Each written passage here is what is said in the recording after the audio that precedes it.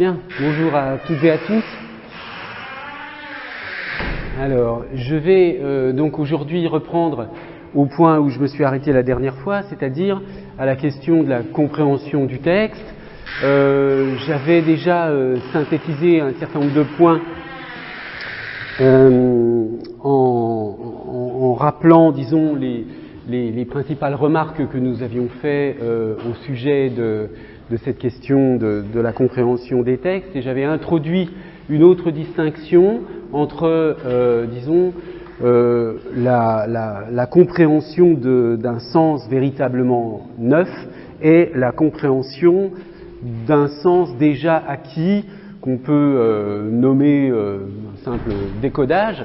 Et je l'avais vu au départ à partir de la formulation que donne Merleau-Ponty de l'opposition entre la parole parlante et la parole parlée. Donc j'y reviens rapidement si vous voulez bien. La parole parlée se caractérise par l'idée que nous avons dans cette forme que Merleau-Ponty nomme également l'algorithme, une sorte de transparence de la signification. L'idée qu'on obtient le sens d'une énonciation donnée ou d'un texte donné à partir de la simple combinaison d'éléments donnés au départ. Bon, je pense que vous avez cours un peu plus loin, donc écoutez, je ferai attention la prochaine fois de commencer non pas à 11h pile, mais à 11h05. Ça évitera les bruits intempestifs au moment de l'enregistrement, cette porte qui grince terriblement. Donc, un rapport sans équivoque des significations dérivées ou significations primitives. J'avais fait le lien entre cette formulation et la notion de compositionnalité. On a des sortes de briques de sens qui sont préalablement comprises et que l'on agence entre elles pour obtenir quelque chose comme une information nouvelle, mais pas un sens nouveau. Et ce qui caractérise cette parole parlée, c'est qu'au fond, elle ne nous apprend rien que nous ne sachions déjà. Cette parole parlée, je l'avais dit, elle ne peut fonctionner en raison du caractère arbitraire, donc du signifiant par rapport au signifié. Elle ne peut fonctionner que si vous possédez déjà les significations qui vous sont transmises. Pourquoi ? Et c'est la raison pour laquelle cette notion d'arbitraire joue un rôle important dans la formulation que donne Merleau-Ponty de cette distinction entre parole parlante et parole parlée, c'est que si le lien entre une pensée et des sons qui sont produits, par exemple dans l'échange verbal, est arbitraire, vous ne pouvez pas comprendre un message si vous n'avez pas déjà dans votre esprit la signification portée par ce message. Puisqu'il s'agit d'une relation arbitraire, vous devez l'avoir déjà apprise pour la comprendre. Donc, vous possédez déjà ces significations. Autrement dit, dans le cas de la parole parlée, il ne se dit rien de neuf, mais simplement, en parlant, chacun réveille chez l'autre des pensées qu'il a déjà. C'est une sorte de façon de pointer des pensées que nous possédons déjà. D'où la formulation de Paulan, tout se passe comme s'il n'y avait pas langage, puisque au fond, on peut dire les choses n'importe comment, peu importe le signifiant, tant que on communique la signification. Autrement dit, le schéma de l'algorithme de cette parole parlée, c'est de la signification qui circule d'esprit en esprit, et cette signification circule d'esprit en esprit indépendamment, au fond, de sa formulation.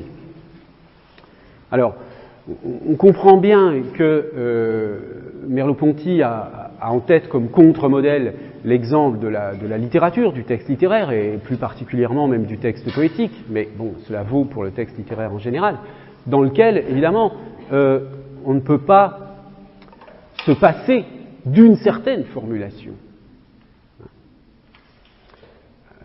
C'est-à-dire que lorsque ce qui se produit dans votre esprit lorsque vous lisez un texte littéraire ne va pas être du même ordre que si on vous raconte un résumé du livre, ou si vous lisez sur Wikipédia ou je ne sais quoi, un résumé du livre, où vous n'aurez pas la formulation de l'auteur, et donc l'effet cognitif que ce texte est conçu pour produire ne se produira pas. Bon.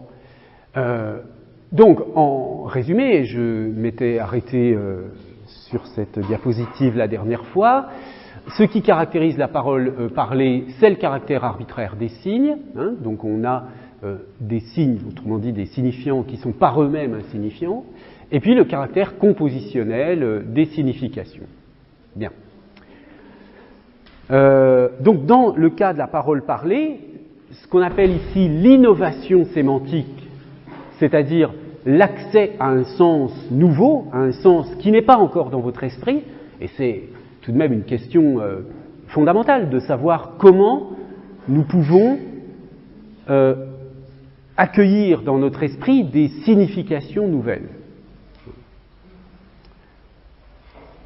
C'est d'ailleurs, et l'une de vous me le faisait remarquer à la fin du cours précédent, ce que je suis en train de faire avec vous ici.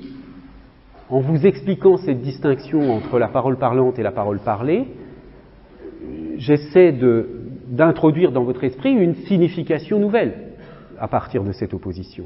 Et vous voyez que je suis obligé de discuter pas mal, de commenter des textes pour petit à petit que vous déplaciez vos connaissances disponibles pour faire en sorte que qu'apparaisse une place pour cette signification nouvelle. Alors, une remarque complémentaire au sujet de l'approche de Merleau-Ponty, c'est que on voit qu'il s'intéresse surtout au versant productif, c'est-à-dire comment est-ce qu'on produit un sens neuf, hein, mais il s'intéresse également à la réception, c'est-à-dire en l'occurrence à la compréhension de ce sens nouveau, à la lecture. Donc, parce que la question de l'innovation sémantique, c'est à la fois la question de la production d'un sens nouveau et de la compréhension d'un sens nouveau. Alors, je peux lire, si vous voulez, cette citation. « Le livre ne m'intéresserait pas tant s'il ne me parlait que de ce que je sais. » Bon, là, on pourrait discuter sur cette première phrase, hein, parce que c'est bien que dans certains cas, on ne lit que des choses, si vous voulez, par exemple, toute la littérature, ce qu'on appelle parfois la paralittérature policière, ou la littérature sentimentale, ou même la littérature parfois grand public, qui ne présente aucun intérêt dans son écriture, mais qui présente des univers déjà connus des lecteurs, etc., produisent une forme de plaisir, mais pas un intérêt au sens d'un intérêt de trouver quelque chose de neuf. Je veux dire...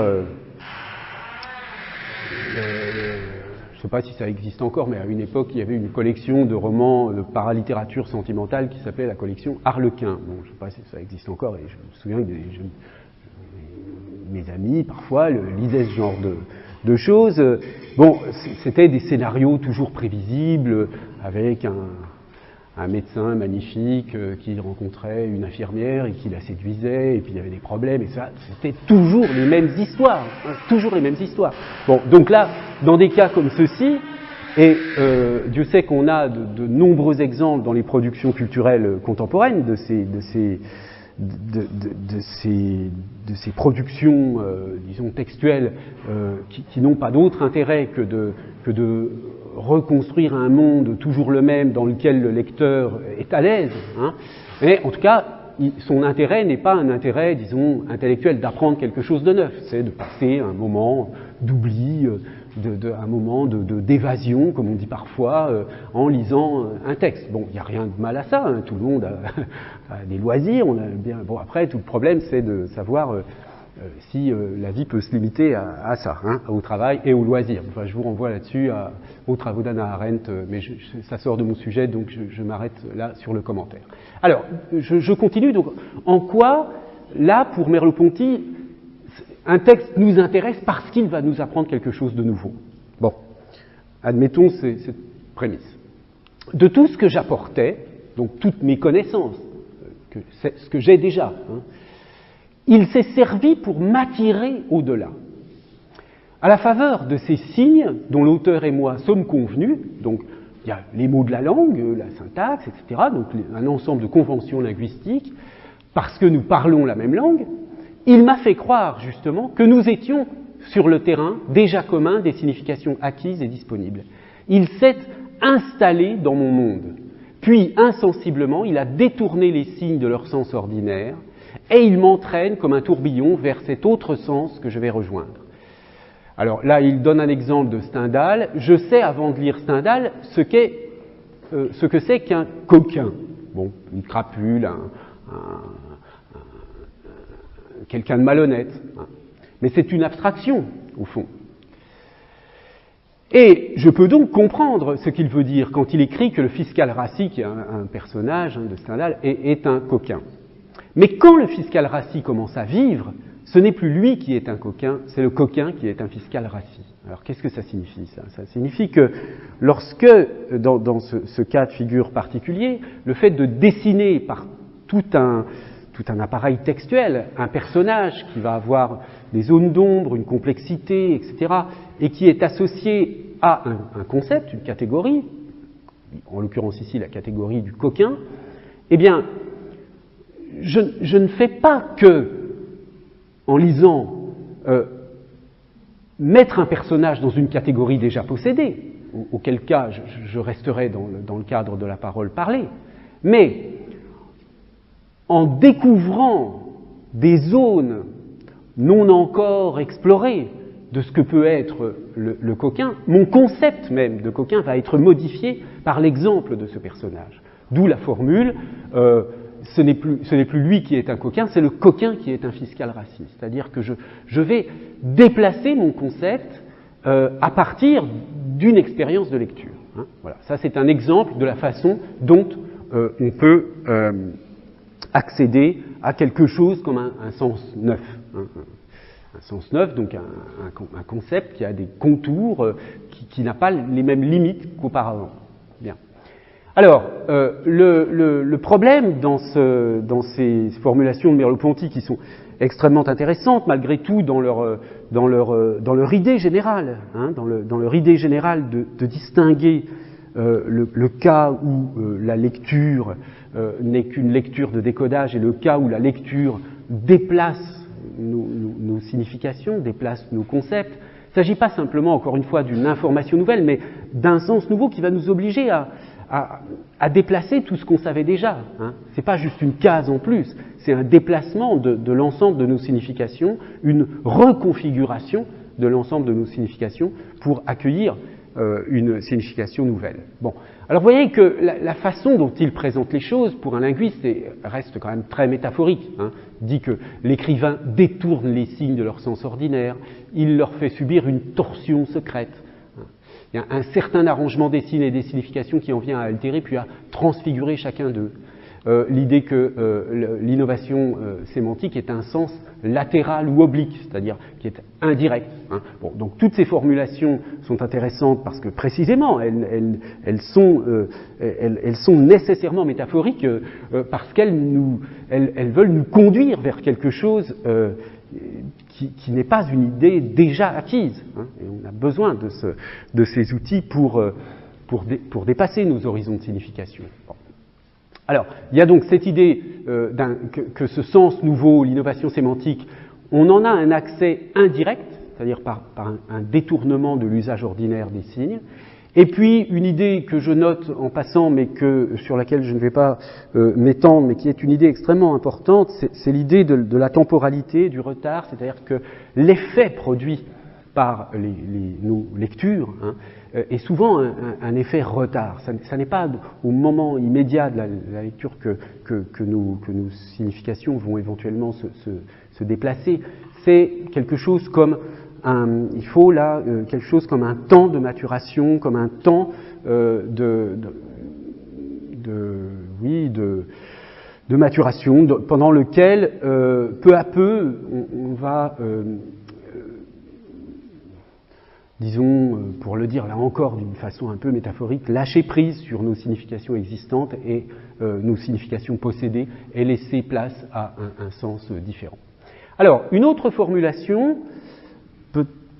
d'une idée analogue, enfin de la même idée, chez Paul Ricoeur, un philosophe important sur la question du langage. Chez Merleau-Ponty, la question du langage est importante, mais un peu latérale. Chez Ricoeur, c'est vraiment une question fondamentale. C'est quelqu'un qui connaissait bien la linguistique de Benveniste, de Guillaume, etc. Donc c'est un des rares... Il y a assez peu de philosophes français, au fond, qui se sont intéressés de près à la question du langage. Donc Ricoeur, là, c'est vraiment une lecture très enrichissante pour les linguistes. Alors, quelques remarques préalables. Curieusement, lorsque Ricoeur parle de la question d'innovation sémantique, il ne renvoie pas à Merleau-Ponty, à l'opposition parole parlante, parole parlée, alors qu'il parle exactement de la même chose. Ça, c'est assez étrange. Bon, jusqu'à présent, c'est pas. Enfin, il faudrait demander à des spécialistes de philosophie. Il y a une explication à cela, mais bon, pour l'instant, je n'ai pas de réponse à cette question. Je ne sais pas pourquoi, mais en tout cas, il n'y a pas de référence directe. Cette notion d'innovation sémantique, elle est convoquée dans deux livres principaux, qui sont des livres très célèbres de Ricoeur. Un livre sur la métaphore intitulé « La métaphore vive », et puis un livre en plusieurs volumes, Temps et récit. Et je vais vous donner donc deux extraits de chacun de ces livres pour vous donner une idée un peu de ce que Ricoeur, de la façon dont Ricoeur envisage cette question de l'innovation sémantique. Alors voici une première citation, donc empruntée à Temps et récit, qui est donc postérieure, vous voyez, à la métaphore vive. Bien que la métaphore relève traditionnellement de la théorie des tropes ou des figures de discours, et le récit de la théorie des genres littéraires, les effets de sens produits par l'une et par l'autre relèvent du même phénomène central d'innovation sémantique. Dans les deux cas, celle-ci ne se produit qu'au niveau du discours. Donc,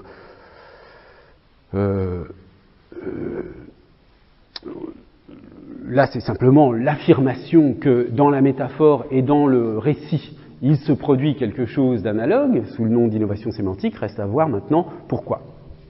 Alors, dans le cas de la métaphore, l'innovation, donc je cite à nouveau un passage du même ouvrage, l'innovation consiste dans la production d'une nouvelle pertinence sémantique par le moyen d'une attribution impertinente. Alors, qu'est-ce que ça signifie ? Pour prendre un exemple très simple, si je dis, voilà, c'est un exemple qui est commenté dans beaucoup d'ouvrages, c'est pour cette raison que je le prends, Achille est un lion. Achille est un lion pour dire qu'il est très courageux. Lorsque je dis Achille est un lion, c'est une prédication, c'est-à-dire je dis quelque chose de quelque chose, c'est ça, prédiquer, c'est dire quelque chose de quelque chose. Mais c'est une prédication non pertinente, puisque Achille, c'est un homme, ça n'est pas un lion. D'accord ? Donc c'est une prédication impertinente. Mais cette prédication impertinente est un moyen pour obtenir quoi ? Une nouvelle pertinence sémantique, c'est-à-dire que tout le monde veut comprendre que Achille est un lion signifie Achille est courageux. Donc, on se fonde sur quelque chose qui est faux, en fait, dans la réalité. Achille n'est pas un lion. Mais c'est un peu vrai, quand même, c'est-à-dire qu'il a certaines propriétés du lion. Bon, alors, après, bien sûr, on pourrait discuter sur le fait de savoir quelle différence ça fait de dire Achille est un lion par rapport à Achille est courageux. Bon, voilà. Ça va être ça le détail de l'analyse de la métaphore. La métaphore reste vive. Alors, je vous rappelle que le titre du livre, c'est la métaphore vive.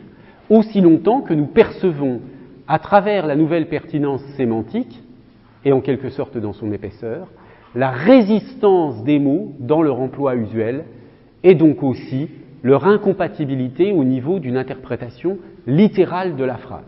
Donc, littéralement, je ne peux pas dire que la phrase « Achille est un lion » est interprétable, et je perçois donc cela comme une métaphore vive. Alors, ce à quoi il oppose la métaphore vive, c'est aux métaphores mortes, qui sont, par exemple, les catacrèses.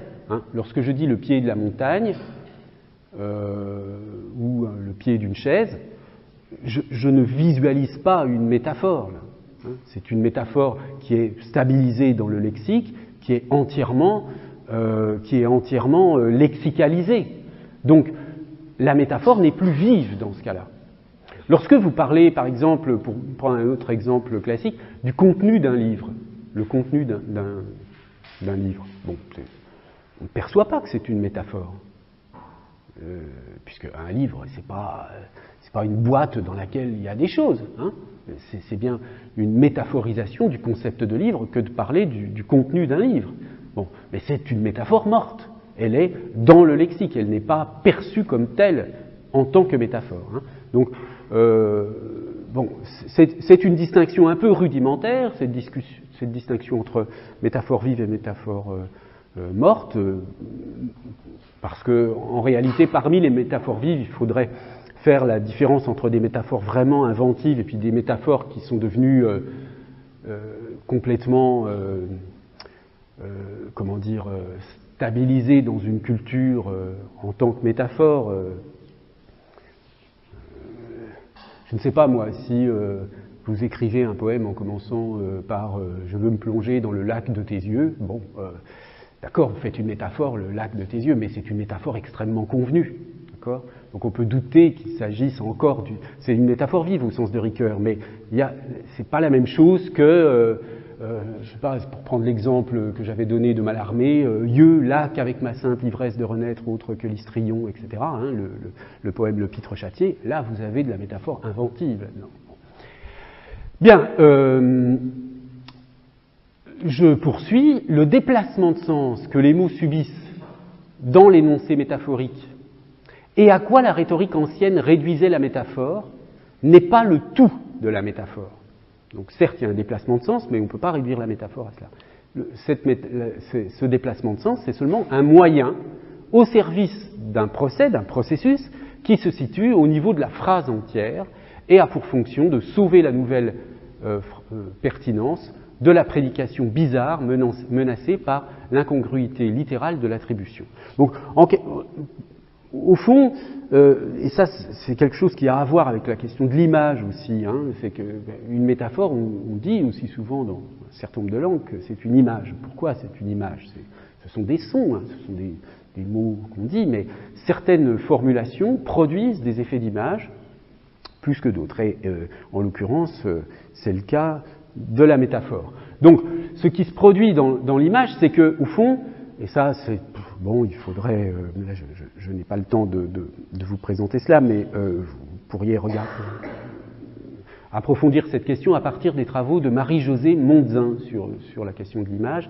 C'est l'idée que, au fond, l'image échappe à l'ordre du vrai et du faux, parce que, au fond, la phrase « Achille est un lion », à la fois elle est vraie et à la fois elle est fausse. On ne peut pas s'arrêter sur le fait qu'elle soit... Elle n'appartient pas à l'ordre du vrai et du faux. Au fond, l'image, lorsqu'elle est produite dans le langage, ne peut pas... sort de la vériconditionnalité, des conditions, de la possibilité des conditions de vérité. Un exemple très classique, lorsque, dans le poème de John Donne, on dit « Aucun homme n'est une île ». Aucun homme n'est une île.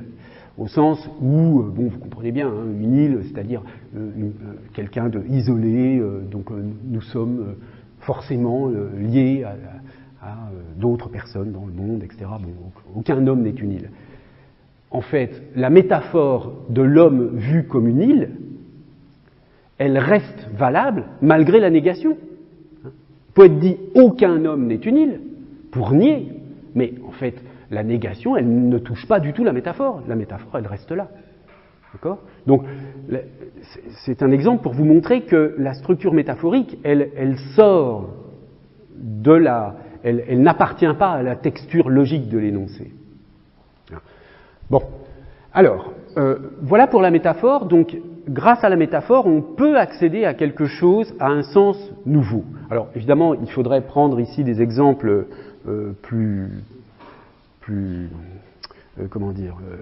moins convenus que Achille est un lion. J'y reviendrai peut-être plus tard. Pour l'instant, je me contente de ces exemples un peu standards pour simplement vous montrer la distinction entre innovation sémantique, pas d'innovation sémantique. Mais la métaphore est un moyen connu pour aller au-delà du sens des mots, hein, puisque, je veux dire, voilà la différence avec voilà ce qui caractérise donc l'innovation sémantique de la métaphore par rapport à la pure et simple compositionnalité. Dans la compositionnalité, si je dis X est un lion, ben, je mets dans la catégorie des lions l'élément X, point. C'est ça la compositionnalité. Mais dans la métaphore, je dis quelque chose qui en même temps est vrai et n'est pas vrai. Je veux dire, je sais pas, il y a plein d'exemples comme ça. Cet homme est un requin. Bon, pour dire, je sais pas, un financier un peu malhonnête, enfin, ou je ne sais quoi, quelqu'un qui est impitoyable, un financier impitoyable, c'est un requin. Bon. On utilise d'ailleurs beaucoup de noms d'animaux pour métaphoriser des comportements humains. Bon, là, vous me direz, c'est un peu lexicalisé, c'est vrai. Mais il n'empêche que on a là aussi quelque chose qui n'est pas strictement compositionnel, sauf à considérer que, effectivement, dans le dictionnaire, à l'entrée requin, on a quelque chose comme une définition de ce qu'est un requin au sens d'un être humain. Bon, alors, dans le cas du récit, qu'est-ce qui se produit d'analogue ? Bien, voyons ce que dit Ricoeur. Avec le récit, l'innovation sémantique consiste dans l'invention d'une intrigue qui, elle aussi, est une œuvre de synthèse. Hein, une synthèse comme la métaphore est une œuvre de synthèse à partir de deux éléments lexicaux. Par la vertu de l'intrigue, des buts, des causes, des hasards sont rassemblés sous l'unité temporelle d'une action totale et complète. C'est cette synthèse de l'hétérogène qui rapproche le récit de la métaphore, dans les deux cas, du nouveau, du non encore dit, de l'inédit, surgit dans le langage. Ici, la métaphore vive, c'est-à-dire une nouvelle congruence dans la prédication, là, donc dans le cas du récit, une intrigue feinte, c'est-à-dire une nouvelle congruence dans l'agencement des incidents. Vous voyez qu'il présente, là c'est plus complexe d'une certaine façon, mais dans le récit,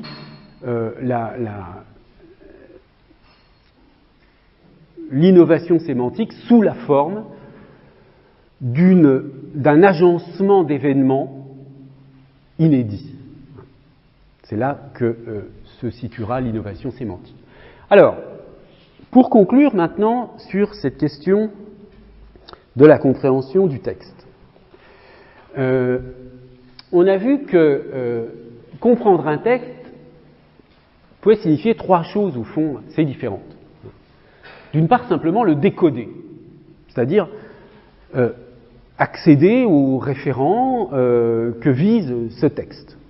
Alors, dans ce cas-là, la compréhension repose sur les ressources de la compositionnalité, à partir de la connaissance des éléments constituants, les mots, éventuellement les lexis, etc.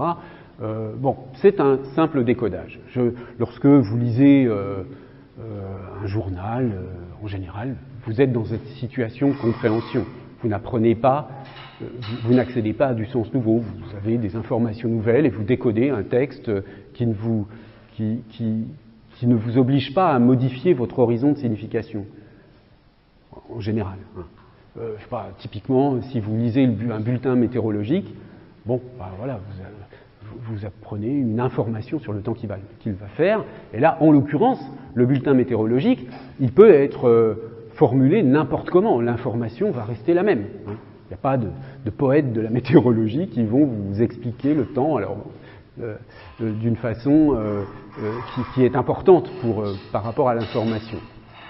Deuxième sens, en percevoir, alors ça c'était, on l'avait vu en particulier à partir de l'ouvrage sur la question faut-il comprendre la poésie, hein, percevoir l'intention globale du texte, éventuellement émotionnelle ou esthétique, sans avoir forcément une idée précise sur sa signification. Donc là, c'est la dimension plutôt empathique de la communication, émotionnelle, etc., de la signification, pardon. Il y a là un aspect important qui souvent est tout de même assez négligé en sémantique. Et puis, ensuite, le comprendre au sens de l'innovation sémantique. Et là, la compréhension neuve peut être peut se situer sur un plan conceptuel, historique, esthétique, etc. Bon. Donc, lorsque on s'intéresse en principe, si vous voulez, l'approche linguistique des textes, elle doit prendre en considération l'ensemble de ces dimensions. Hein. À la fois la dimension de pure et simple compréhension, la dimension... Puisque de toute façon, même quand il y a d'innovation sémantique, pour reprendre la formule de Merleau-Ponty, l'auteur s'installe d'abord dans votre monde, donc il prend en considération du langage qui appartient à la parole parlée pour pousser un peu au-delà. Mais il y a bien cette dimension de décodage qui intervient malgré tout à un moment donné. Bref, c'est cela que devrait être l'analyse linguistique des textes.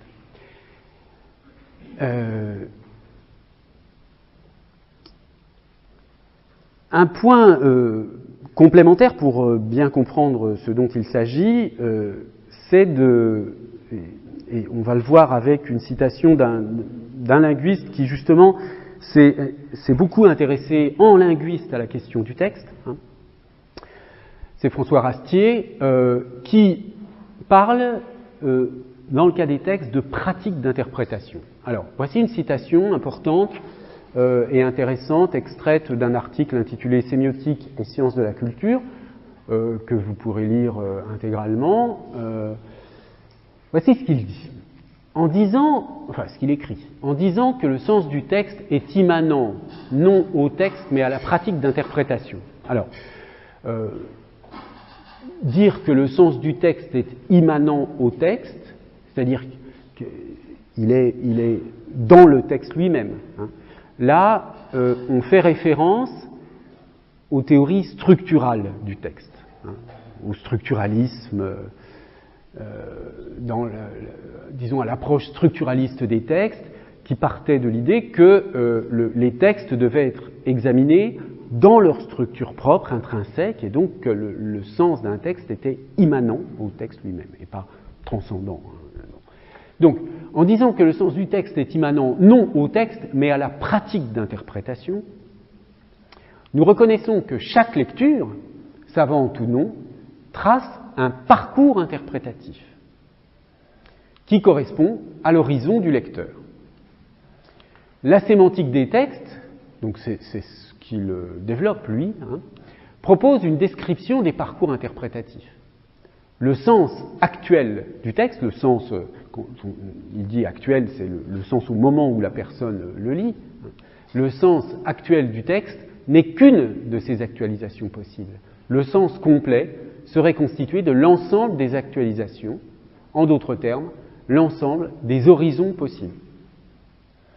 Comme la notion même de sens complet reste illusoire, une description linguistique ne propose pas une lecture scientifique qui se substituerait aux autres, mais une identification des contraintes linguistiques sur les parcours interprétatifs. Donc, voilà ce que peut faire le linguiste.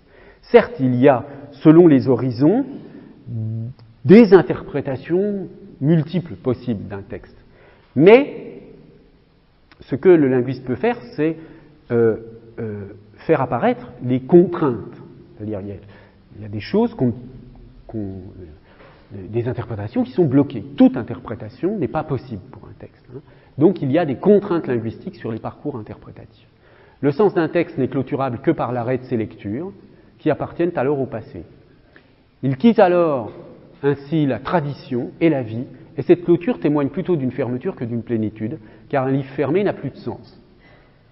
Donc là, si vous voulez, il fait référence à tous ces textes qu'on ne lit plus, hein, qui ont peut-être, vous avez peut-être vu ça avec vos professeurs de littérature, il y a des tas d'auteurs du 19e siècle qui étaient des auteurs très lus, qu'on a complètement oubliés, qu'on ne lit plus, et leur interprétation est close. En réalité, il n'y avait pas une multiplicité tellement grande de parcours interprétatifs, donc à partir du moment où il n'y a plus de potentiel interprétatif dans un texte, ce texte est mort en quelque sorte. Hein. Il est fermé. Voilà.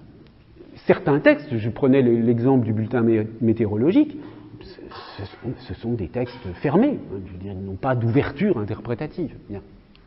On va supposer qu'on puisse parler d'un texte dans ce cas-là. En revanche, les textes qui sont relus gardent un sens ouvert. Leur sens a une histoire vivante, celle de leur tradition interprétative, série non close de réécriture, donc une lecture c'est un peu une réécriture, qui sont autant de nouvelles lectures. Elles dépendent de la pratique où elles prennent place, obéissant à des objectifs éthiques, esthétiques ou cognitifs. Cependant, le plaisir, le devoir et la volonté de savoir restent inassouvis. Donc, ils restent inassouvis, et c'est pour cette raison que le texte continue à produire des interprétations. Sur ce point crucial, une sémantique des textes peut distinguer entre les structures closes qui épuisent la lecture et les structures ouvertes qui permettent au lecteur de transformer l'équivoque en infini. Alors, vous voyez, ça c'est une distinction importante dans la question de la compréhension des textes, puisque dans certains cas, la compréhension s'arrête. Hein, dans d'autres, non. Alors, parmi les exemples que je vous ai donnés, je vous avais donné un exemple de texte technique sur, enfin, dans un texte médical sur bonjour. Un texte médical lié à l'odontologie, si je me souviens bien. Hein. C'était un texte qui décrivait ce qu'était, je ne me souviens plus exactement, enfin bref, un truc de dentiste, un texte de dentiste. Bon, ce texte de dentiste, c'est une structure close, typiquement. Hein. Je veux dire, il n'y a pas de multiples interprétations possibles. Dans le cas des textes littéraires, Mallarmé, Proust, Balzac, tout ce que vous voulez, c'est évident qu'il y a de multiples lectures possibles. Et c'est pour cette raison que ces textes continuent d'appartenir au patrimoine littéraire de la France, là en l'occurrence, mais on pourrait dire la même chose d'œuvres littéraires d'autres pays. Le problème va être entre les deux, hein, entre ces deux extrêmes, où il y a une évidence de multiplicité de parcours interprétatifs d'un côté, et puis une évidence de clôture interprétative de l'autre, dans un texte technique quelconque. D'ailleurs, la plupart des textes techniques sont des textes clos, hein, ils n'ont pas de vocation à être interprétés d'une manière multiple. Et s'ils peuvent avoir deux interprétations, en général, c'est parce qu'il y a une maladresse, c'est parce que, bon, cet équivoque, hein, n'est pas du tout un infini. Cet équivoque, c'est une équivoque qui va se résoudre d'une façon ou d'une autre. Mais entre les deux, il y a toutes sortes de cas, hein, notamment le problème de la paralittérature, de textes dont les intentions sont transparentes, qui ne donnent pas à penser plus qui ne donnent rien à penser, mais qui donnent un plaisir de lecture éventuellement, etc., etc. Bon, alors vous voyez que ça suppose une distinction entre quand même entre quelque chose comme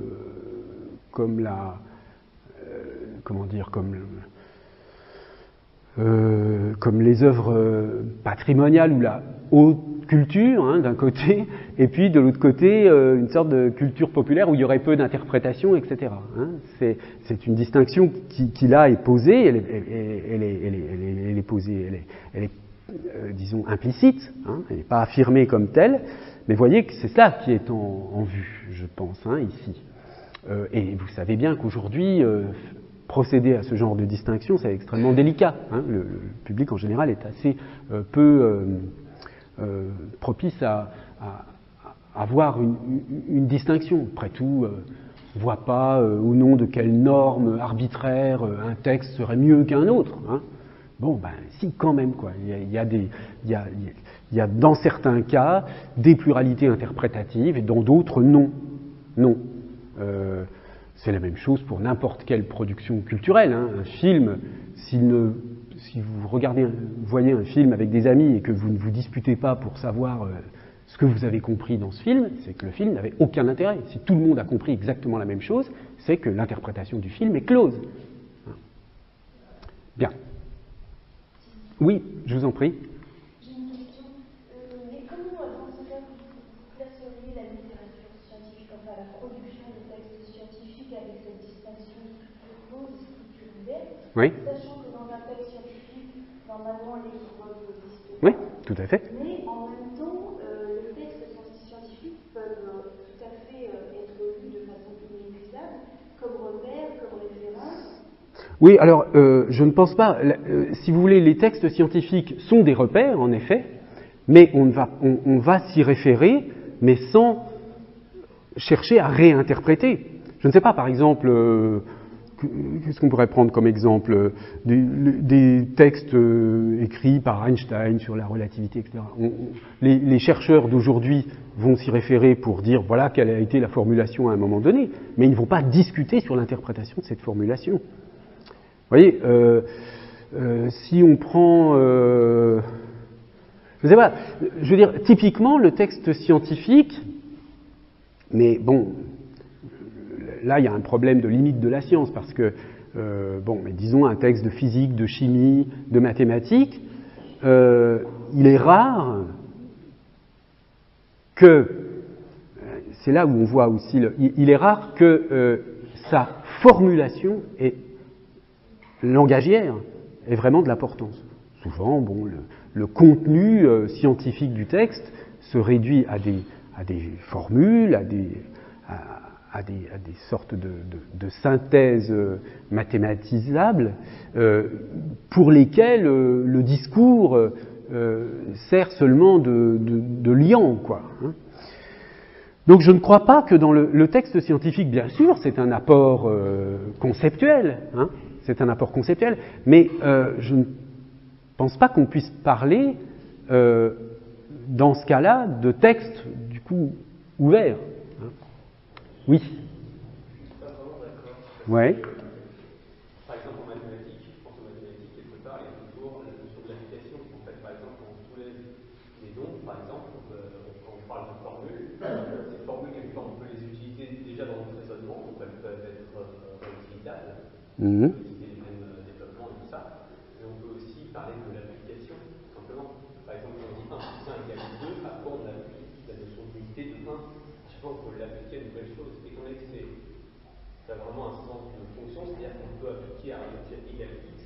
Mmh. Quelque part, cette vérité X peut être n'importe quoi, et donc du coup, à chaque fois, on peut l'utiliser de façon dynamique. Oui, mais enfin, c'est pas tellement qu'on peut l'utiliser de façon dynamique, c'est, je dirais plutôt, à partir du moment où il y a une variable, c'est qu'on peut l'utiliser d'une façon générale. C'est-à-dire que, encore une fois, ce qui va se passer dans un texte mathématique, je sais pas, la démonstration du théorème de Fermat, par exemple, c'est on va peut-être examiner, alors là je m'engage vers des choses que je connais assez mal, mais on va peut-être examiner les procédures, les différents pas de l'argumentation, mais pas la formulation elle-même. Si vous voulez, le sens pour un mathématicien, enfin, je crois que pour des mathématiciens, le sens d'une démonstration d'un texte mathématique, il est transparent. Il est transparent, c'est-à-dire qu'après il peut y avoir éventuellement des erreurs, des discussions sur le fait de passer d'un argument X à un argument Y, mais il n'y aura pas de discussion sur le sens du texte mathématique, comme il peut y avoir des discussions, comme je vous l'ai montré, sur le sens d'un texte de Baudelaire, Léo Tontimoroumenos, où on peut l'interpréter de multiples façons, et où personne ne va dire un jour, voilà quelle est l'interprétation définitive de ce texte. Parce que pour des raisons culturelles, etc., ce texte sera peut-être lu dans 20 ans, 30 ans, de manière encore différente. C'est ça, cette question de transformer l'équivoque en infini. C'est qu'il faut qu'il y ait de la place pour l'équivoque. Or, l'idéal du texte scientifique, c'est précisément ce que Merleau-Ponty appelle l'algorithme, c'est-à-dire l'absence d'équivoque. je veux dire, regardez des textes qui vous expliquent comment rédiger un écrit scientifique, on va vous dire qu'il faut vraiment qu'il n'y ait pas d'équivoque. Hein. Sinon... Alors, quand je parlais tout à l'heure des limites de la science, qu'est-ce qu'on va dire des textes de linguistes? Parce qu'alors là, on est dans une situation vraiment intermédiaire, parce qu'il y a une linguistique assez scientifique, qui effectivement produit des textes sans qu'il y ait... enfin, avec un idéal de la science qui est présent et un idéal de l'absence d'équivoque, et puis des textes linguistiques qui entrent plus dans l'épaisseur du langage et qui là, du coup, peuvent être interprétés, etc. Il y a, je ne sais pas si je prends un exemple comme ça qui me vient à l'esprit chez Gustave Guillaume ou chez Benveniste, dans certains colloques, on discute de ce que ces auteurs avaient voulu dire dans tel ou tel texte, hein, pour le formuler simplement. Et ça, je ne crois pas que ce soit une question qui puisse exister. Qu'est-ce qu'il a voulu dire vraiment dans le cas des textes scientifiques? Bon, c'est un peu rudimentaire hein, comme opposition. Je suis d'accord, il y a peut-être des cas limites. Hein, mais voyez l'idée. L'idée, c'est qu'il y a des textes qui produisent une ouverture d'interprétation et d'autres non. Alors, il y a évidemment, peut-être que certains d'entre vous ont en tête certaines propositions qui sont déjà un petit peu anciennes, mais d'Umberto Eco sur l'infinité hein, des interprétations. Alors oui, il y a une sorte d'infinité, mais malgré tout, il y a des contraintes. C'est-à-dire qu'on ne peut pas dire n'importe quoi sur n'importe quoi. Ça, c'est quelque chose qu'expérimentent souvent les professeurs de français dans les lycées, hein, qui vont donner, je sais pas, une lecture d'un texte, et puis un élève en a proposé une autre qui en fait est fausse, mais l'élève ne va pas comprendre. Il va se dire, mais c'est mon avis, hein, pourquoi toi, d'accord, tu es prof, mais pourquoi ton avis serait supérieur au mien? Moi, je vois ça comme ça, voilà. Ben non, dans certains cas, des interprétations ne sont pas possibles, ne sont pas cohérentes avec ce qui est patent, ce qui est apparent dans le texte. Hein. Mais il y a donc de l'impossible, mais il y a beaucoup de possibles, d'une certaine façon. Hein. Et c'est ça les contraintes sur les parcours interprétatifs que le linguiste peut chercher à reconstituer.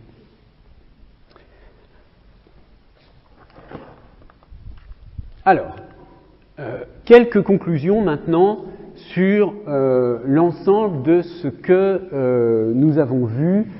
Là, je vais essayer de synthétiser tout ce qu'on a vu depuis le début sur les différents niveaux de compréhension. Hein. Donc, et ça vous donne une idée de la diversité de la question du sens. Hein. Pour le cas des mots lexicaux, eh bien, nous allons examiner un certain nombre de problèmes autour de la question de la dénomination, de ce que c'est qu'un mot exactement, combien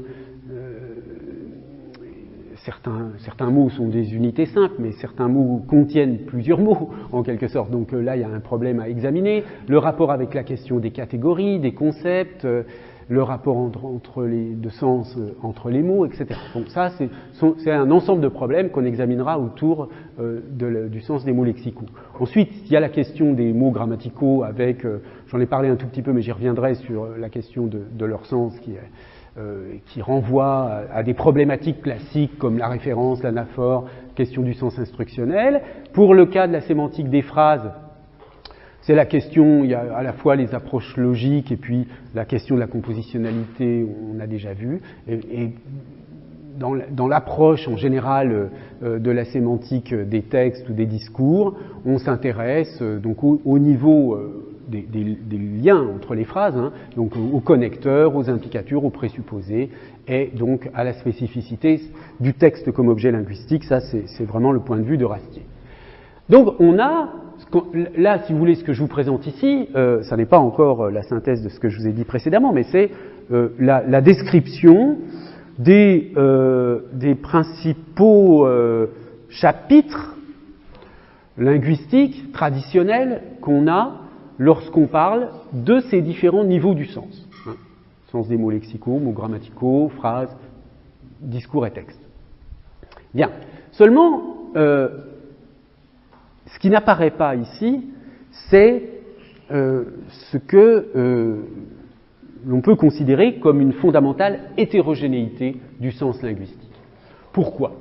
Eh bien, qu'est-ce qu'on a vu lorsqu'on a examiné ces différents cas?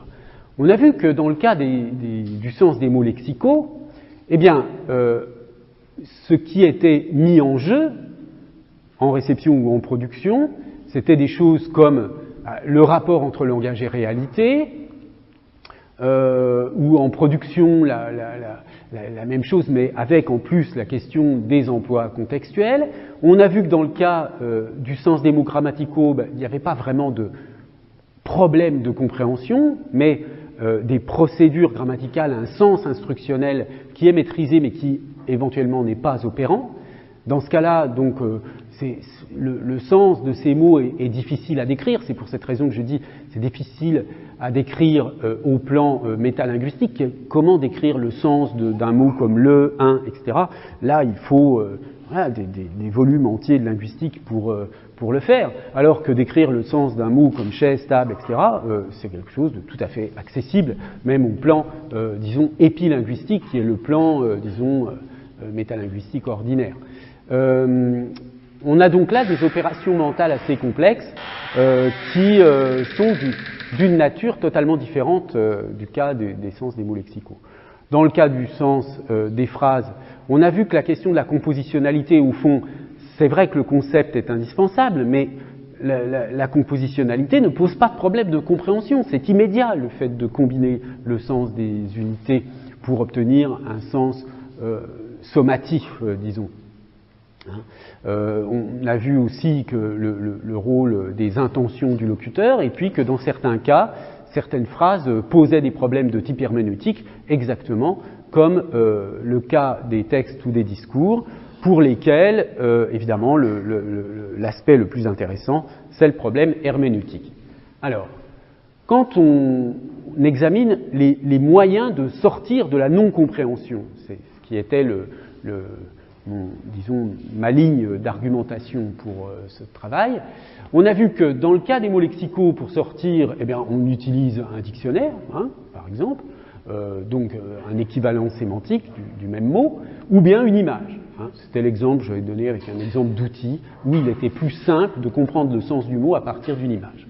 Dans le cas des mots grammaticaux, il n'y a rien à dire, puisqu'il n'y a pas de problème de compréhension. Dans le cas des phrases, pour sortir de la non-compréhension, rappelez-vous les exemples que j'avais donnés à partir de la phrase sans texte, des proverbes, toutes sortes de choses. On a vu que, en fait, on en sortait, on arrivait à comprendre grâce à de la paraphrase, c'est-à-dire à une formulation équivalente. Et sinon, dans le cas où on avait des phrases qui avaient une densité sémantique trop forte, eh bien, on se sortait de la non-compréhension, de la situation de non-compréhension. Pour sortir de cette situation de non-compréhension, il faut passer par une démarche herméneutique. Et enfin, dans le cas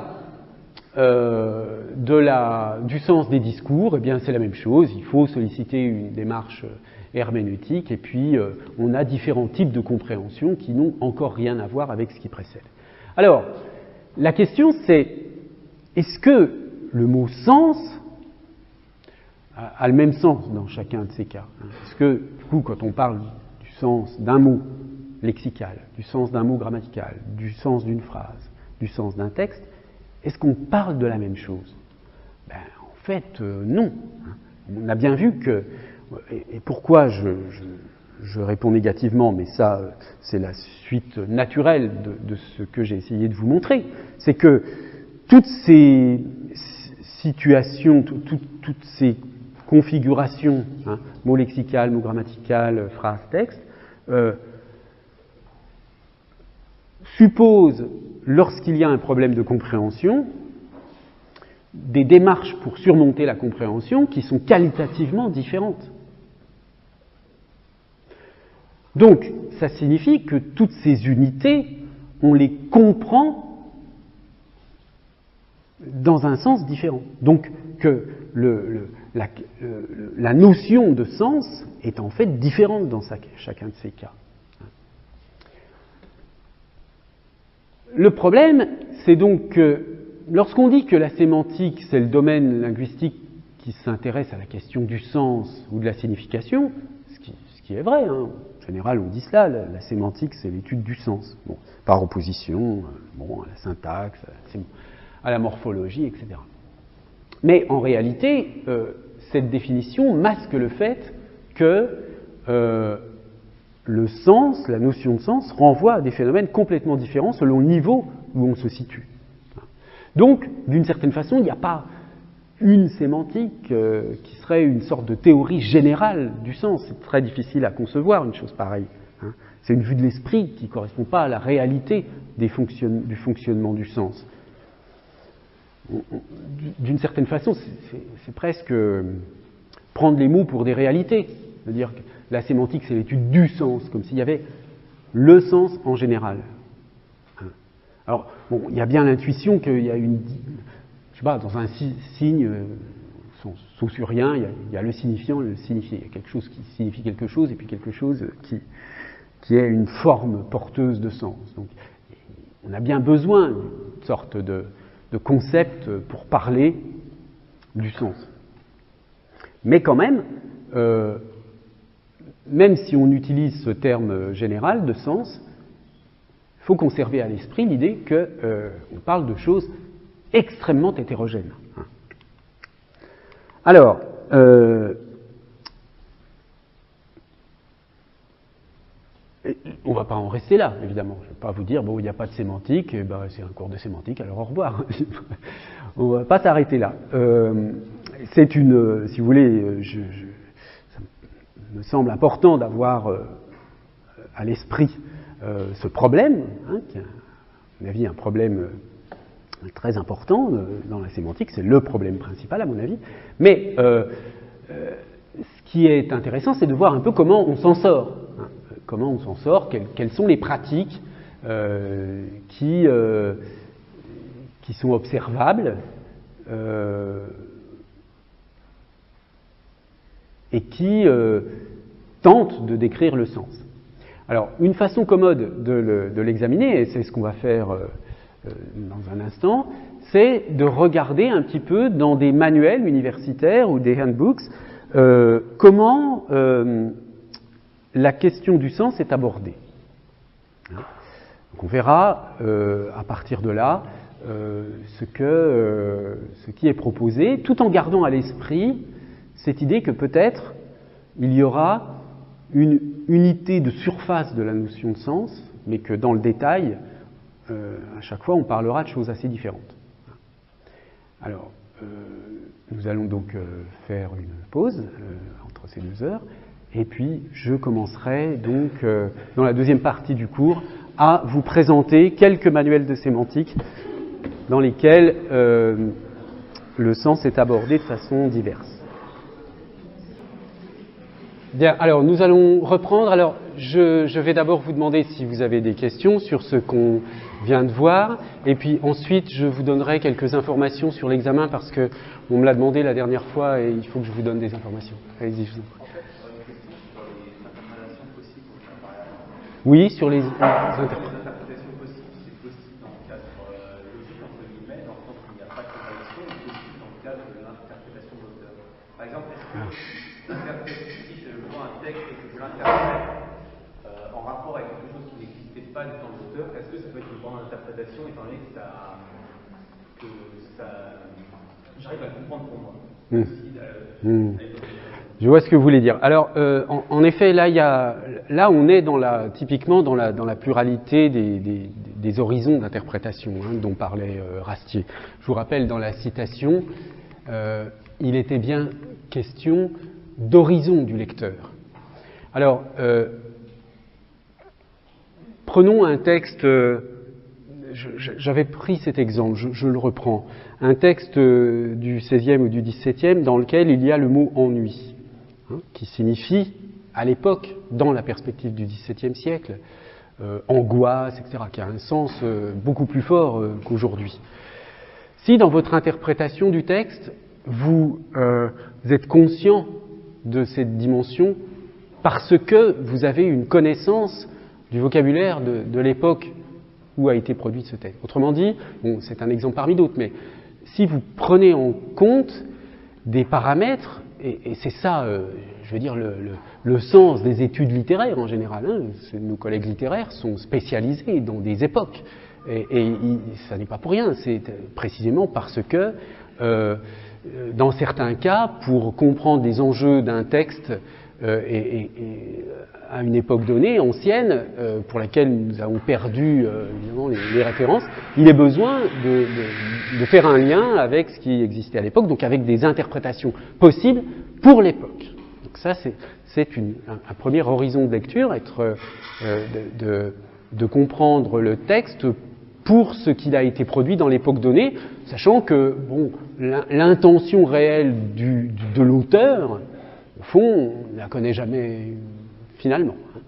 Mais vous pouvez aussi très bien, dans un autre horizon interprétatif, détacher le texte de son contexte et l'interpréter en prenant, par exemple, ennui au sens de désagrément et faire en sorte que ce texte, qui n'avait pas été fait pour ça au départ, résonne pour vous d'une certaine manière. Bon. Mais là, on est dans un autre horizon, pour lequel il va y avoir une cohérence.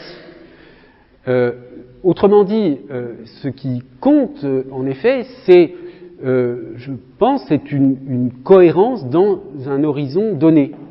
C'est-à-dire que si vous adoptez un horizon de lecture dans lequel vous utilisez un texte pour ce qu'il vous produit comme effet, indépendamment de son rôle à l'époque où il a été produit, vous allez être incohérent si vous fondez votre interprétation sur un argument diachronique relevant de... etc. Donc, ce qui est important, je crois, mais là, c'est encore un peu, c'est un peu à la louche, hein, c'est approximatif, mais c'est tout de même la cohérence de l'interprétation dans un horizon de lecture déterminé.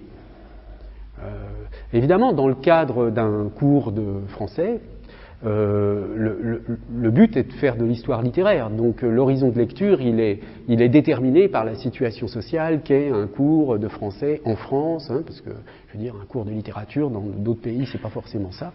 Puis d'ailleurs en France vous avez aussi la littérature comparée qui aborde les questions sous un angle un peu différent. Bon voilà, donc ça répond un peu à votre question. D'autres questions sur ces problèmes? Bon, évidemment, je les aborde d'une manière très très rudimentaire, hein, juste pour vous faire sentir un certain nombre de difficultés. Mais ce sont des problèmes gigantesques. Hein, le problème, ce que c'est que l'interprétation d'un texte, bon, évidemment, on ne va pas le résoudre dans le cas de ce cours. Hein. Alors, s'il n'y a pas d'autres questions, avant d'aborder l'examen de quelques manuels universitaires de sémantique, je vous dis un mot, je ne crois pas que je vous ai donné ces informations sur la teneur de l'examen.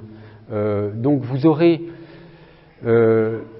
avez le contrôle continu avec l'enseignant de travaux dirigés qui suit son programme, qui a un lien, en principe, avec le cours magistral, mais un lien assez souple, hein. Il est autonome, le travail en travaux dirigés, il est quand même assez largement autonome. Donc l'enseignant de travaux dirigés vous donnera des notes de contrôle continu, hein, qui, sauf erreur, ne comptent que si elles sont supérieures, si elles vous avantagent par rapport à la note du partiel, il me semble. Hein. Non ? Je crois que c'est le cas. C'est peut-être à vérifier, mais en principe, c'est le cas. Et puis, pour ce qui me concerne, donc, vous aurez un partiel qui contiendra donc des questions données par l'enseignant de TD plus des questions du cours magistral. Donc, en gros, il y a 10 points sur le CM, 10 points sur le TD. Et parmi dans la partie de l'examen qui concerne le cours magistral, donc sur 10 points, vous aurez d'une part des questions de cours, c'est-à-dire donc des questions qui renvoient à ce qu'on a vu en cours ou à des lectures que je vous ai indiquées au fur et à mesure. Quand je vous dis lisez tel texte pour lequel je vous ai donné un lien, il faut le lire vraiment. Hein. Bon, donc ces questions de cours pourront être proposées sous deux formats possibles. soit sous la forme d'une question directe. Par exemple, qu'est-ce que l'innovation sémantique? Voilà, une question sur ce qu'on a vu aujourd'hui. Ça peut être une question à l'examen. Qu'est-ce que l'innovation sémantique? Ce que j'attends de vous, dans ce cas-là, c'est que vous expliquiez le concept et que vous parliez de Ricoeur et de Merleau-Ponty. Voilà, ce qu'on a un peu dit en cours. Une autre question, je ne sais pas, dans ce qu'on a vu jusqu'à présent, ça pourrait être une question sur la différence entre référence et sens et référence, dénotation chez Frege. Enfin, voilà. Qu'est-ce que là, quelle différence faites-vous entre signification et référence? Alors là, ça suppose d'expliquer. Vous vous souvenez, j'avais pris des exemples avec Spider-Man. Bon, mais le but est de renvoyer, de montrer que vous avez compris que ça renvoie à Frege et vous expliquer les notions. L'autre format possible, c'est à partir d'une citation. Je vous donne un extrait d'un texte, soit qu'on a commenté en cours, soit dont je vous ai demandé la lecture, et je vous demande de le commenter. Donc, quand je vous demande de le commenter, c'est de me montrer que vous êtes capable de faire le lien entre ce texte et des choses qu'on a vues en cours. Donc, pour se préparer à cette partie de l'examen, il suffit d'avoir une connaissance du cours et puis quelques lectures que j'indique de toute façon au fur et à mesure au fil du cours. Et puis, il y aura d'autres questions qui correspondent à des problèmes qu'on va examiner à partir de la rentrée après les vacances de la Toussaint, qui seront plus des exercices là de sémantique lexicale sur des analyses de mots en termes de dérivation, composition, etc. Mais ça, on ne l'a pas vu encore en cours, mais là, ce sera un format plus d'exercice, vous voyez. Donc il y aura à la fois des questions de cours et des questions d'exercice, des questions type exercice. Mais les questions type exercice, pour l'instant, on n'a pas encore abordé le cours qui correspond, hein, puisque pour l'instant on n'a vu que des notions générales. Est-ce que vous avez des questions sur l'examen? Bon, si d'autres questions vous viennent, vous pourrez me les poser, hein, j'y répondrai bien volontiers. Alors,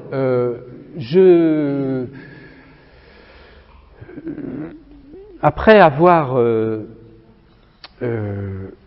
montré que la question du sens au singulier pouvait être problématique, on va voir comment il est traité dans les manuels universitaires. Donc, voilà le plan où nous en sommes. Hein. Je veux dire, j'ai fait une introduction sur le rapport entre signification et compréhension. Ensuite, on a vu les différents plans d'analyse du sens, hein, unité lexicale, grammaticale, phrase, texte. Et maintenant, une troisième partie sur sur la façon dont se présente la sémantique, dont on peut percevoir cette branche de la linguistique qu'est la sémantique à partir de manuels universitaires. Donc on va voir deux manuels français et puis des manuels plus internationaux rédigés en anglais. 3 manuels français d'ailleurs. Alors, premier exemple, un manuel de sémantique publié chez Armand Collin dans la collection Cursus, dû à Christian Touratier, dont la deuxième édition est de 2010, je ne sais pas, peut-être qu'il y a eu d'autres éditions depuis, mais c'est celle dont je disposais. Alors, vous voyez comment, là je vous ai donné le plan de l'ouvrage. Vous voyez comment il est conçu. Donc, très souvent dans les manuels de sémantique, vous avez une partie générale qui définit un peu la notion de signification, ce que c'est que la sémantique. Et puis là, vous voyez qu'on a, dès le début, un lien avec la question des dictionnaires. Hein, lexicologie, lexicographie. La lexicographie, c'est le fait de réaliser des dictionnaires, et la lexicologie, c'est l'analyse du sens lexical et de la conception des dictionnaires. Donc vous voyez que dans ce manuel, le dictionnaire est pris quand même comme un modèle de ce qui décrit le sens.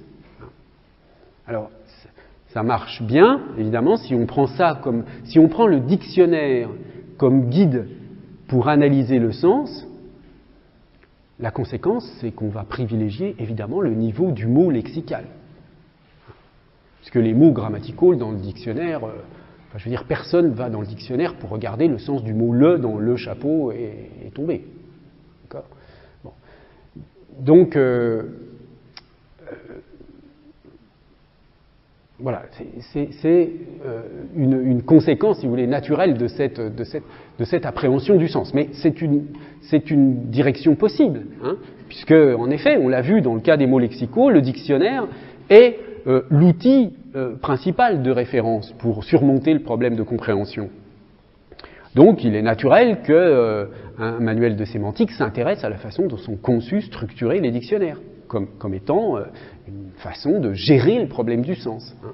Mais cela ne concerne évidemment que le sens lexical. Bien, alors ensuite, vous avez un ensemble de notions qui définit là le cadre théorique général privilégié par l'auteur, qui est celui de la sémantique structurale. Donc avec des notions de sème, de sémème, que je vais vous expliquer parce que ce sont des notions de base en sémantique et que je saisis donc l'occasion du commentaire de ce manuel pour introduire ces notions. Peut-être que d'ailleurs certains d'entre vous ont déjà vu cela en première ou deuxième année. Je ne sais pas, est-ce que parmi vous, certains savent déjà ce que ça signifie, un sème, un sémème? Est-ce que vous pouvez lever la main si vous le savez? J'ai une idée de... Oui, à peu près. Alors, mademoiselle, par exemple, vous diriez quoi pour définir le sémème?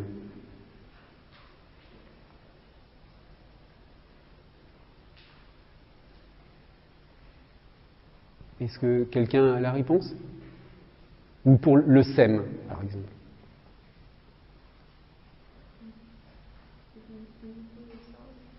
Oui.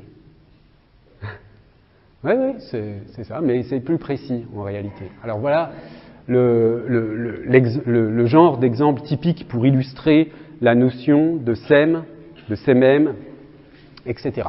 C'est un exemple qu'on doit à Bernard Pottier à l'origine, qui est donc une présentation du sens des mots, et c'est cela qu'on appelle les sèmes, hein, les différentes caractéristiques, si vous voulez, que possède un ensemble de lexèmes, donc de mots, si vous voulez, de mots lexicaux, liés appartenant à un champ lexical particulier, ici celui des sièges. Alors, qu'est-ce qui distingue la chaise du fauteuil, du tabouret, du canapé et du pouf?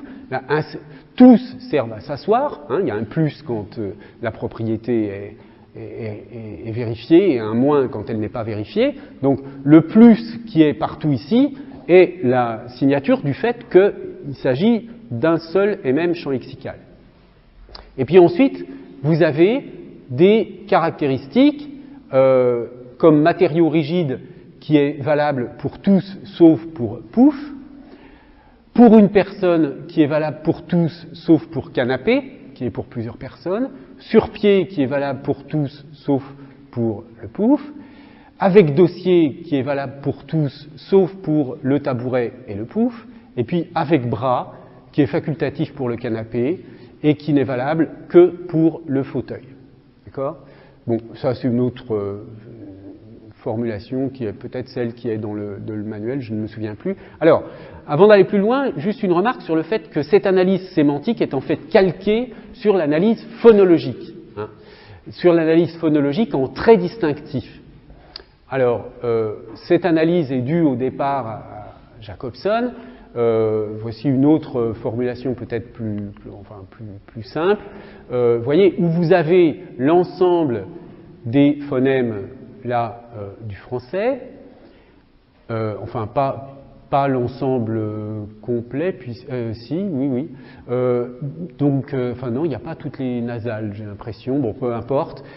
Et donc, avec un certain nombre de caractéristiques qui sont positives ou négatives. Bon, par exemple, la nasalité, le trait de nasalité vaut uniquement pour M, N et pour le son gne.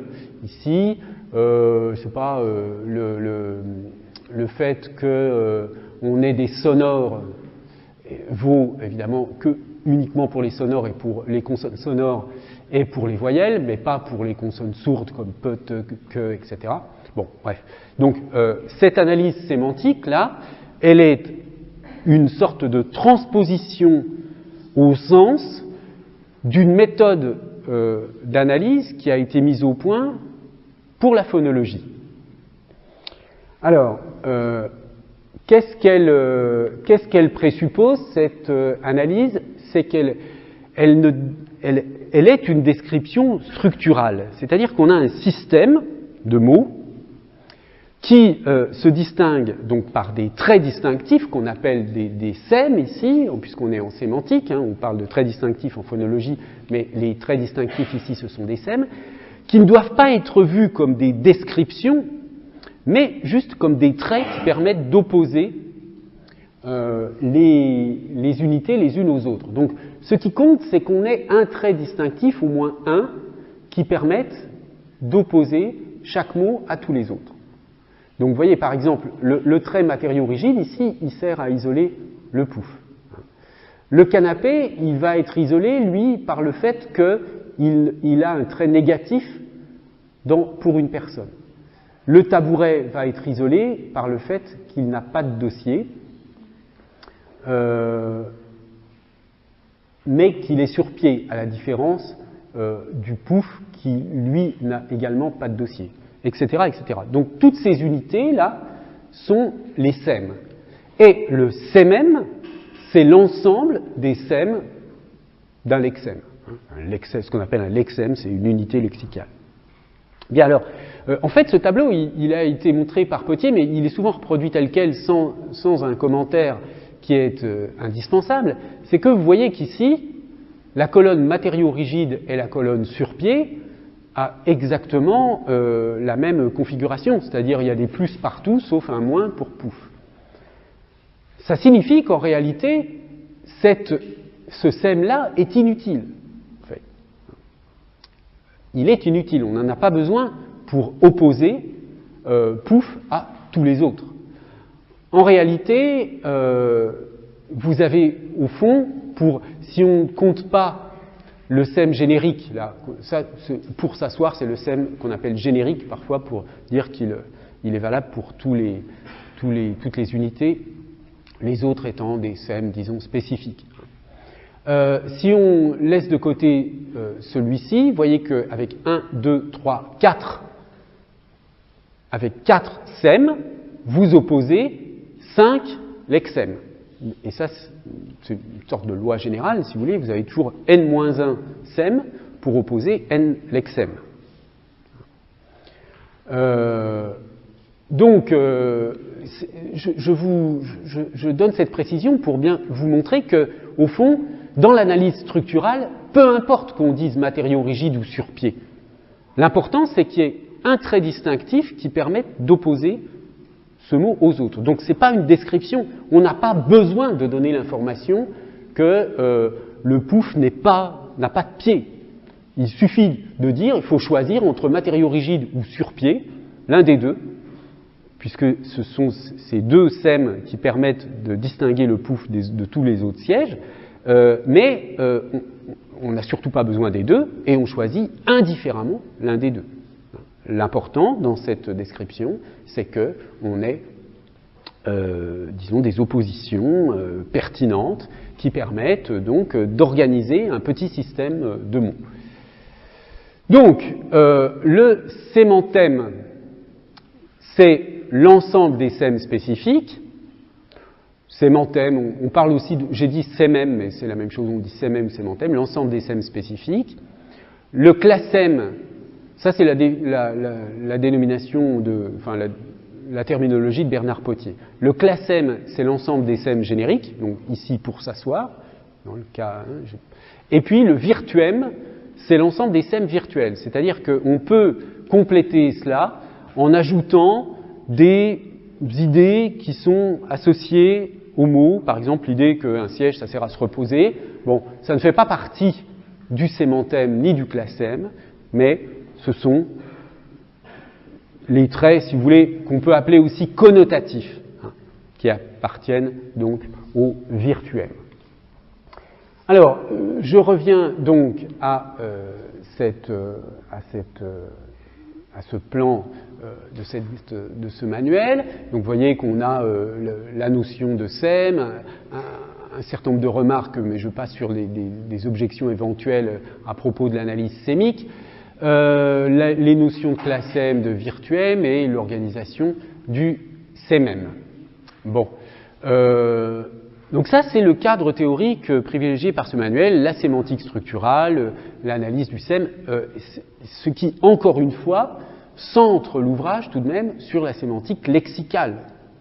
Lexicale.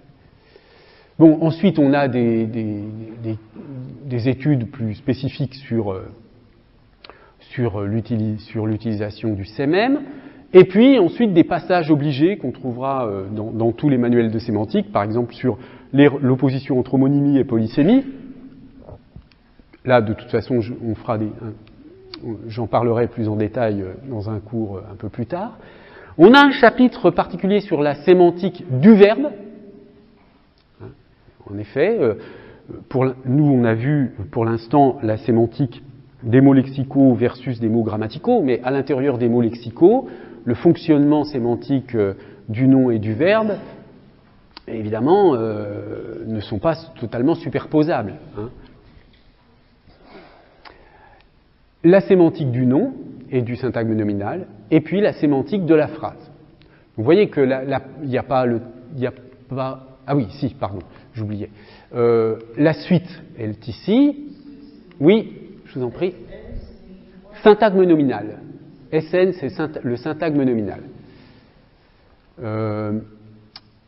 Donc, on poursuit, si vous voulez, à partir des mots lexicaux, avec la phrase, l'énoncé, le texte, et puis un chapitre sur les rapports entre sémantique et informatique, qui n'est pas forcément attendu, qui existe dans ce manuel, mais qui n'existe pas du tout dans tous les manuels. Puis vous avez un certain nombre d'encadrés qui sont assez intéressants. Vous voyez d'ailleurs qu'il lui aussi parle de Ricoeur et de la métaphore. Donc, on retrouve là un parcours un peu comme celui qu'on a vu, avec cette différence qu'on a cette distinction du nom et du verbe, mais après on a bien la phrase, le texte. Bon, ici il y a une distinction avec l'énoncé, bon, mais ça, au fond ça ne change pas grand-chose à ce qu'on a vu jusqu'à présent. En revanche, il n'y a rien sur la sémantique des mots grammaticaux. Je veux dire, par exemple, la sémantique des prépositions, la sémantique des déterminants, n'est pas du tout prise en considération ici. Alors, deuxième exemple, un autre manuel de sémantique chez Armand Collin, de Bellon et Mignot, Initiation à la sémantique du langage. Donc, vous voyez, qui a paru d'abord chez Nathan en 2000, ensuite en 2005, et probablement qui a été réédité. Alors, voici le plan de cet ouvrage avec lequel on peut comparer le précédent. Donc, vous avez là aussi des notions fondamentales, communication sens-signe, du référent au sens, la distinction entre sens référentiel et sens énonciatif, bon ça j'y reviendrai plus tard. Et puis ensuite, on a une partie dite les unités significatives à référence. Donc vous voyez, d'où l'importance de la définition du sens référentiel, c'est-à-dire quelque chose qui renvoie au monde. Donc, des morphèmes aux mots, comment classer les mots à propos des substantifs, et puis là on a anaphorique et déictique. Donc, vous voyez que la perspective ici est complètement différente de la précédente, c'est qu'on prend en considération là aussi les mots lexicaux, mais pas seulement, puisque sont intégrés les anaphoriques et les déictiques. Bon, les anaphoriques et déictiques, vous savez ce que ça signifie. Hein. Par exemple, des pronoms anaphoriques qui renvoient à ce qui précède. J'avais donné d'ailleurs, je crois, dans ce cours, des exemples avec l'article défini, un homme est entré, l'homme, etc. Donc, c'est une référence anaphorique à ce qui précède. Bien, là, on a affaire à des déterminants ou à des pronoms, dans le cas des anaphoriques et des déictiques. Donc, à des mots qui ne sont pas lexicaux, mais qui jouent un rôle dans la référence. Donc, le critère important ici, c'est la référence. Alors ensuite, il y a un chapitre sur la définition sémantique traditionnelle du mot. En général, quand les gens vous disent je fais une partie sur la définition traditionnelle, ça veut dire qu'à un autre moment, il va y avoir une définition non traditionnelle, hein, forcément. Donc, la description traditionnelle du mot, c'est précisément ce que faisait le manuel précédent, hein, le sens dans les dictionnaires, polysémie, hiérarchie des sens, métaphore, métonymie, synecdoque. Bon. Ensuite, les relations paradigmatiques de sens entre les mots, donc famille de mots, relations d'homonymie et de synonymie. Là, on a vu que c'était également présent dans le manuel précédent.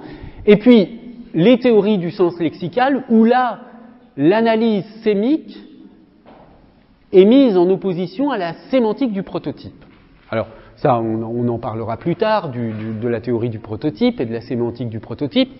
Je ne veux pas approfondir cela pour l'instant, mais simplement, voyez qu'ici, l'analyse du sens, qui était quand même un peu limitée à l'analyse sémique enfin, tout au moins pour le sens lexical, dans le manuel précédent, cette analyse sémique est vue comme n'étant qu'une partie de l'histoire ici, hein, qu'une partie de l'analyse. Bon, ensuite, il y a un chapitre sur la question des combinatoires et de l'idiomaticité, c'est-à-dire tout ce qui, au fond, échappe.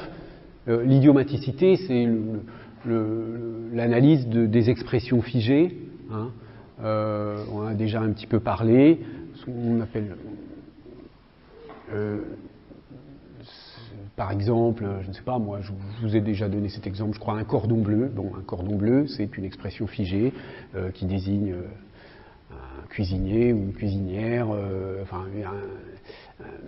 et donc ici on a une combinatoire qui n'est pas la combinatoire compositionnelle ordinaire. Donc là ce sont des problématiques importantes qui là aussi n'étaient pas tellement exposées dans le manuel précédent. La question de l'implicite, parce qu'en effet, et ça on l'a vu dans certains cas, le sens est totalement implicite.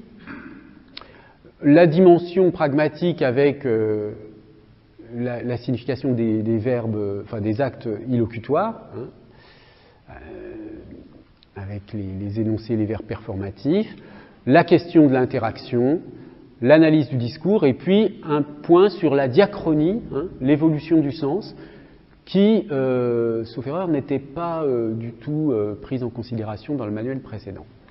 Alors, si on fait le bilan de cette comparaison, on voit qu'il y a un certain nombre de notions fondamentales qui apparaissent toujours, avec, dans le deuxième manuel, une insistance sur cette différence entre sens, référence, sens énonciatif, hein, et puis une problématisation plus générale de la question de la signification. Le cadre théorique, il va apparaître, mais ça je vais vous le montrer avec un autre extrait dans la diapositive suivante.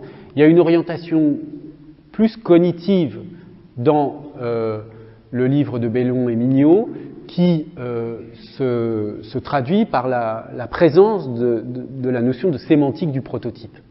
Bon, mais vous voyez qu'il donne aussi une place à l'analyse sémique, alors que la sémantique structurale est vraiment le cadre théorique privilégié d'Entouratier. Dans les deux cas, on trouve la notion de relation de signification, d'homonymie, polysémie, antonymie. Et puis, les unités de signification sont vues à peu près les mêmes à quelques petites différences près. Donc, il y a toujours le mot, hein, avec une distinction entre sémantique du nom, sémantique du verbe chez Touratier, l'intégration des anaphoriques et des déictiques dans Bellon et Mignot. La question des structures idiomatiques également chez Bellon et Mignot, la question de la phrase, de l'énoncé et du texte qui est abordé d'une manière plus ou moins similaire chez les deux auteurs. Bon. Et puis des compléments qui sont spécifiques à chacun des manuels. Un complément, on l'a vu sur l'informatique dans Touratier, dans le manuel de Touratier, et un complément sur sémantique et diachronie chez Bellon et Mignot. Donc vous voyez que, si vous me demandiez lequel de ces deux manuels est le meilleur, je ne pourrais pas vous répondre. Hein. Chacun de ces manuels apporte un éclairage particulier, il faut tous les lire de toute façon, bon. Ou les consulter tout au moins. C'est vrai que ce ne sont pas forcément des livres que l'on lit de la première à la dernière page. Alors, il y a un point intéressant dans le livre de Bellon et Mignot sur lequel je voudrais m'arrêter un petit peu. Font une conclusion un peu problématisée qui n'existe pas dans le livre de Touratier et qui est intéressante pour notre question. Alors, ils disent la chose suivante. Le sens ne se réduit pas à un donné, même intériorisé dans le cerveau et stocké dans la mémoire. Il n'existe que grâce à un processus psychologique. Vous voyez que là, la notion de sens est ramenée à un processus cognitif, hein, processus psychologique ou processus cognitif, qui est à chaque fois origine et résultat de l'activité langagière.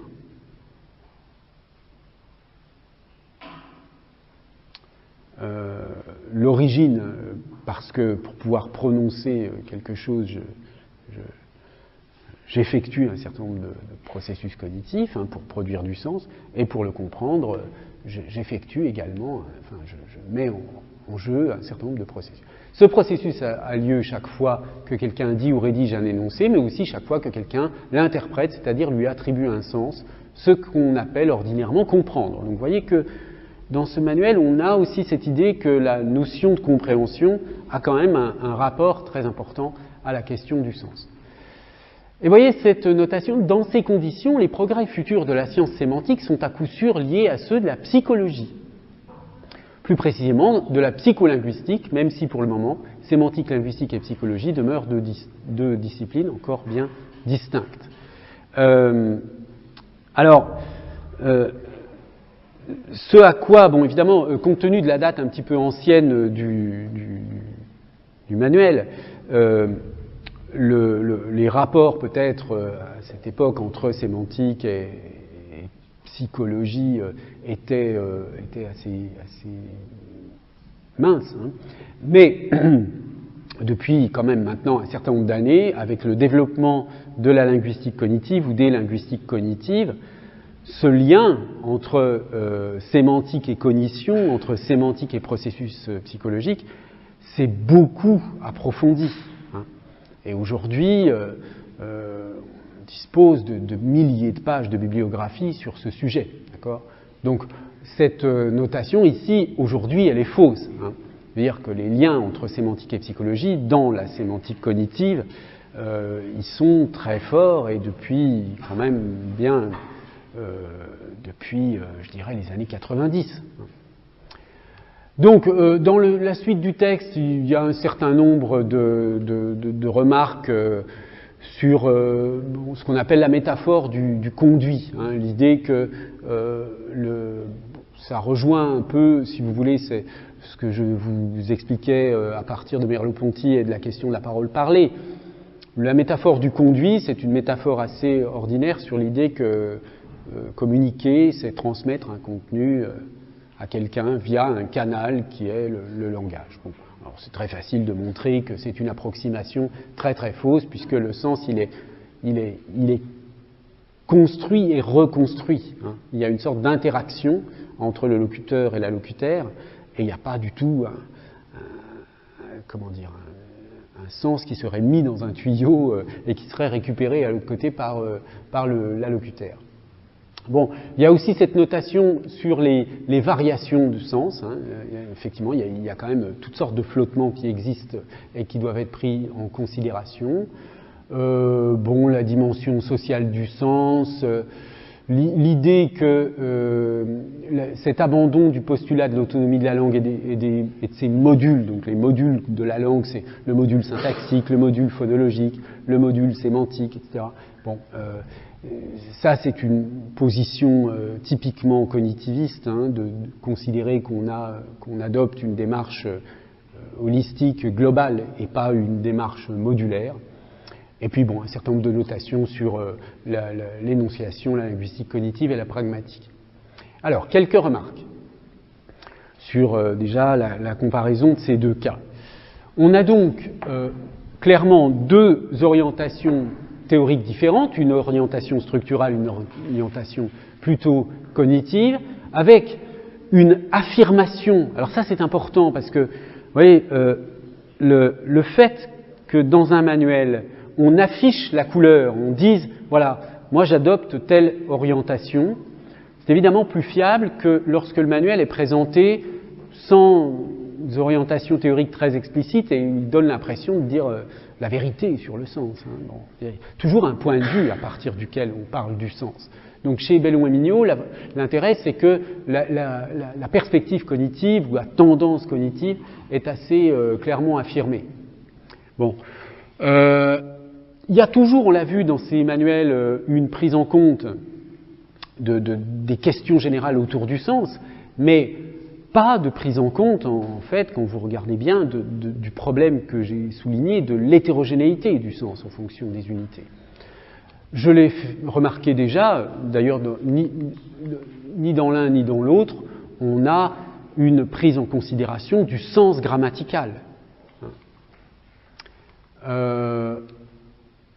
Et puis, il y a un certain nombre de points communs qu'on trouve dans tous les manuels de sémantique, hein, à partir des concepts de synonymie, polysémie, homonymie, la question du dictionnaire de la lexicologie, toujours un privilège du niveau du mot, et puis cette distinction entre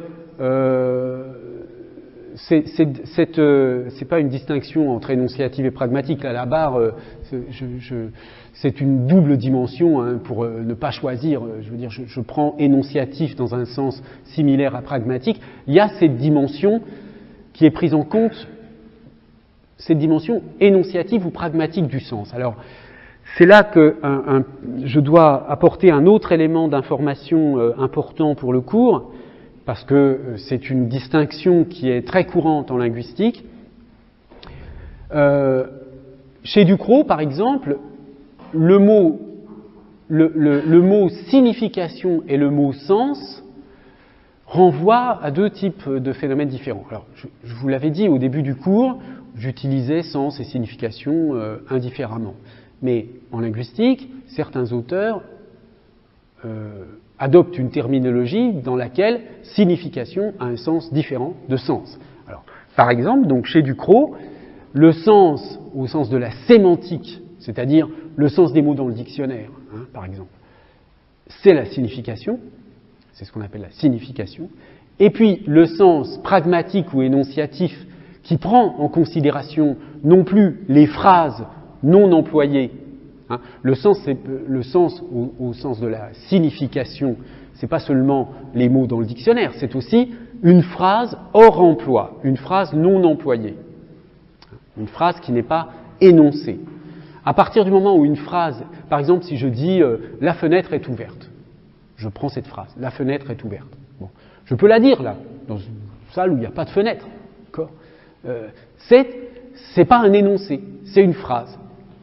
Elle n'a pas, dans la terminologie de Ducrot, elle n'a pas de sens, cette phrase. Elle a simplement une signification. C'est-à-dire, à partir de la signification des mots, par compositionnalité, je trouve la signification de la phrase. Pour que la phrase ait un sens, il faut qu'elle soit énoncée par quelqu'un quelque part et prise en charge par un énonciateur. Donc, à ce moment-là, si dans une pièce où il y a une fenêtre, je vais dire est-ce que vous pouvez ouvrir la fenêtre ?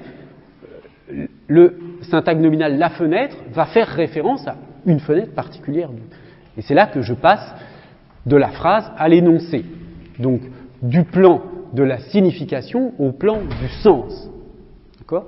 Donc, on peut réserver signification au niveau du sens des mots hors emploi et sens pour les phrases employées dans un contexte, c'est-à-dire pour les énoncés, les énonciations, prenant en considération la dimension pragmatique. Alors, le problème, c'est que certains auteurs font le choix inverse, c'est-à-dire utilisent signification pour la dimension pragmatique et sens. Donc, c'est très instable, alors il faut être très prudent quand on voit ces mots de sens et signification chez les auteurs, pour voir si chez eux, il y a une différence pertinente entre les deux. Hein. Donc c'est très instable, je ne peux pas vous dire, je ne peux pas adopter dans ce cours une posture disant, ben voilà, on va dire que sens, ça signifie ça, et que signification, ça signifie telle autre chose. Hein. Il faut à chaque fois regarder dans le texte considéré ce qui est visé par l'auteur. Alors, je termine avec une petite remarque sur un autre manuel. Ouais, je vais peut-être le garder pour la prochaine fois parce que ça mérite un commentaire un peu plus long. Donc, on verra après les vacances un dernier cas de figure d'un manuel français, mais qui adopte une démarche théorique complètement différente. Voilà, eh bien écoutez, si vous n'avez pas de questions sur ce qu'on vient de voir, je vous souhaite de bonnes vacances de la Toussaint, et puis on se retrouve dans 15 jours.